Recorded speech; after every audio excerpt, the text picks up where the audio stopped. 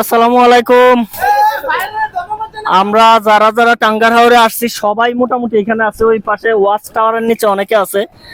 পাশাপাশি আমার বড় ভাই একজন মরতে চায় গাছের উপর উঠা। শুধু সুইসাইড খাইতে চাইতেছে। এখন এই ভাইয়ের কাছে যাইতেছি।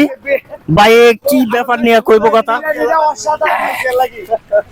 আসসালামু আলাইকুম গাইস, দেখেন আজকে এমন একটা বিনোদন পাইলাম জীবনে গাছে উঠি নাই।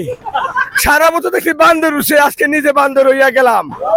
এই জিনিসটা বুঝেন, একজন মানুষ কি প্রকার আনন্দ পাইলে সে বান্দরের মতন গাছ উঠতে থাকে, আপনারা একটু বুঝেন।